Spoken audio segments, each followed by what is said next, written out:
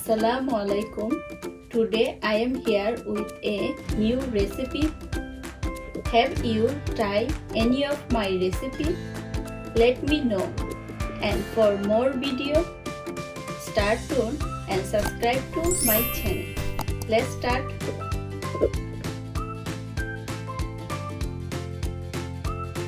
শাতকরা দিয়ে গরুর মাংস।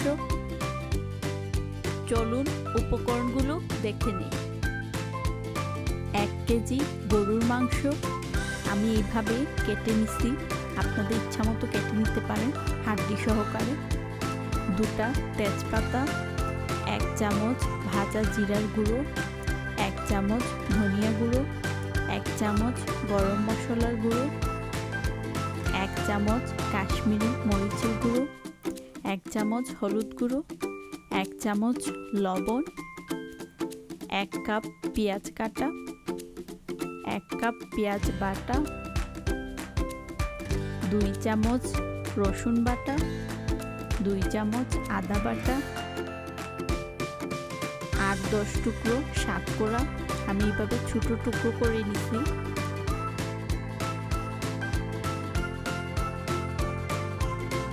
আপনাদের দেখিয়ে দিলাম। 2 চামচ তেল। প্রথমে কড়াইয়ে মাংসগুলো নিয়ে নিলাম, আমি মাখিয়ে রান্না করব। দিয়ে দিলাম তেল, রসুন বাটা, পেঁয়াজ বাটা, আদা বাটা,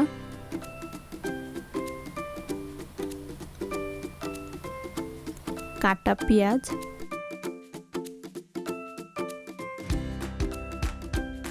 2টা তেজপাতা 2 টুকরো করে দিয়ে দিচ্ছি। এখন দিয়ে দিচ্ছি শুকনো মশলাগুলো। আপনারা চেষ্টা করবেন কাশ্মীরি মরিচের গুঁড়োটা ব্যবহার করতে, তরকারির রঙটা অনেক সুন্দর আসবে। আমি শুধু গরম মশলাটুকু দেই নাই, পরবর্তীতে দিব।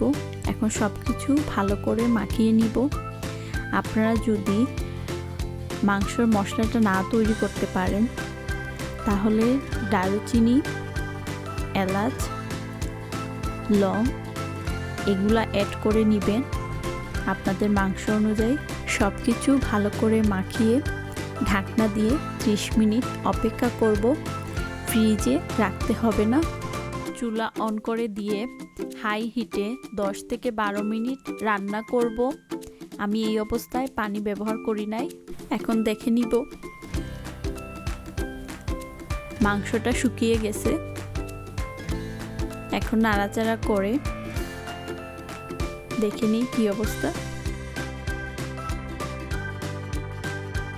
এখন দিয়ে দিচ্ছি পানি মাংসটা সিদ্ধ করার জন্য। আপনাদের মাংসর পরিমাপ অনুযায়ী পানিটা দিয়ে দিবেন। দিয়ে দিচ্ছি শাতকরা। আপনাদের ধারণার জন্য শাতকরাটা দেখতে লেবুর মতো, এটা সবুজ রঙের হয় কাঁচা থাকা অবস্থায়, আর পেকে গেলে হলুদ রঙের হয়ে যায়। খেতে একটু তিতো এবং টক লাগে।